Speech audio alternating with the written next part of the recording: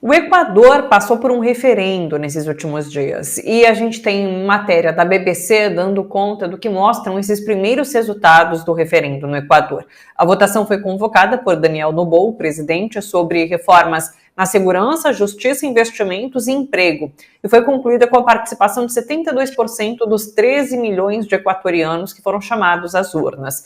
De acordo com resultados preliminares, Noboa conseguiu vencer em 9 das 11 questões que continha esse plebiscito, professor.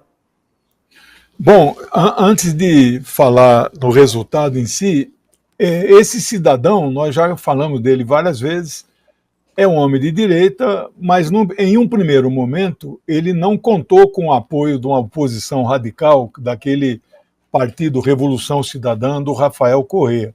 Eles ficaram independentes, ajudaram a aprovar os 5 principais projetos, que era a menina dos olhos da campanha dele, ele prometeu, então foi aprovado sem nenhum problema no Congresso, com apoio da oposição. Em algum momento, ele viu as questões de segurança, revolta nos presídios, ele endureceu politicamente, se aproximou dos Estados Unidos, militarizou o país, praticamente abriu o Equador para a instalação de bases militares estadunidenses. Nós não temos na América do Sul, e na América Latina, de um modo geral, é livre de bases militares, né? Porque os Estados Unidos sempre controlaram o subcontinente latino-americano pela ideologia, pelo poder do dinheiro, sem precisar usar das armas. Isso no passado distante usaram as armas, mas de tempos para cá não precisam mais. Acontece que eles estão perdendo espaço geopolítico no mundo inteiro, na Ásia principalmente, no Oriente Médio é a Ásia, que na Bíblia é chamada de Ásia Menor, né?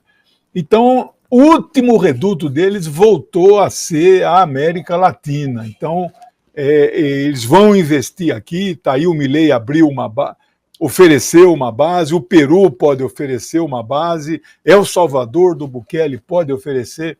Então, esse é o Noboa. Hoje, ele faz uma opção de se entregar aos Estados Unidos. Eu anotei aqui, esse foi o único jornal, o BBC, que hoje deu o resultado parcial, mas não vai mudar mais, não é, sobre esse plebiscito. Primeiro eu quero dizer que ele é um homem de direita, mas consultou o povo. Eu acho que usar referendo e plebiscito é positivo, é um tipo de democracia direta, coisa que nós não praticamos no Brasil.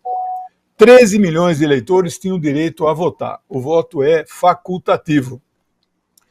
Compareceram 72%. Puxa, é alto, hein, professor? Maior do que dos Estados Unidos, que foi 60%, etc. Não.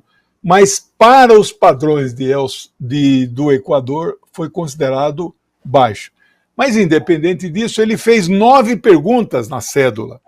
Tudo manual, não tem lá urna eletrônica, mas apurado já boa parte das urnas, nessa madrugada, o resultado é as 9 perguntas relacionadas com questões de segurança foram todas aprovadas. Eu não tenho ainda o percentual, se tiver, amanhã a gente volta ao assunto, mas que tipo de perguntas eram essas? Você é a favor, por exemplo, que as Forças Armadas ajudem a polícia a combater o crime? Deu sim. É um absurdo isso. Elas não são treinadas para isso, não é papel das Forças Armadas combater o crime em país nenhum do mundo. Não é o problema do Equador, não há exemplo disso, né? A segunda questão, que foi também securitária, uma delas era aumentar drasticamente as penas para alguns tipos de crime.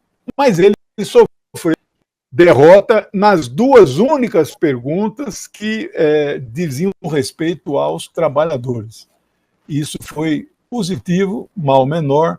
Uma delas era mudar de contratação de trabalho, que é 40 horas semanais, etc., registro, né? Eu não sei se lá tem carteira, mas deve ter carteira assinada. E ele queria introduzir uma contratação por hora de trabalho. O Temer conseguiu isso no Brasil com a reforma que ele praticamente destruiu, a CLT, em 2017. Lá foi rejeitado. E o segundo aspecto era aceitar uma arbitragem internacional no que diz respeito a comércio internacional e, eventualmente, investimentos no país. Isso também foi rejeitado. É a perda da soberania do Equador se isso fosse aprovado. Então, esse é a notícia, a informação e a análise do resultado do plebiscito equatoriano, né? Perfeito.